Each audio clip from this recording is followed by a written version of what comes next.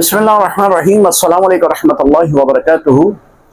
محمد زین سوال پوچھتے ہیں کہ کیا ناپاکی کی حالت میں بال اور ناخن کٹوا سکتے ہیں؟ یہ اگر غسل فرض ہے تو پہلے غسل کریں، اس کے بعد بال اور ناخن کٹائیں۔ جنبی حالت میں ناخن، بال، زیر ناف بال یہ کٹوانے میں شرعی طور پر کوئی مذائقہ نہیں۔ اگر آپ کٹوا بھی دیتے ہیں گناہ نہیں ہوگا، لیکن بہتر یہ ہے کہ آپ پاکی کی حالت میں بال، زیر ناف بال، ناخن کٹوائیں، کیونکہ علماء نے اسے مکروہ تنزیہی لکھا ہے۔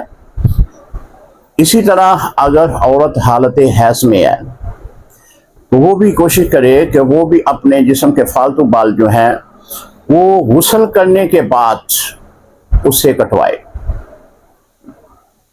اگر وہ حالت حیض میں اسے ختم کرتی ہے ان بالوں کو تو شرعی طور پر اس پر بھی کوئی گناہ نہیں ہوگا، لیکن پھر بھی بہتر یہی ہے کہ حالت حیض میں پہلے حیض سے فارغ ہو، اس کے بعد وہ غسل کرے، پاکی حاصل کرے، اور پھر وہ جسم کے بال جو ہے وہ اس کو ختم کرے۔ السلام علیکم ورحمۃ اللہ وبرکاتہ۔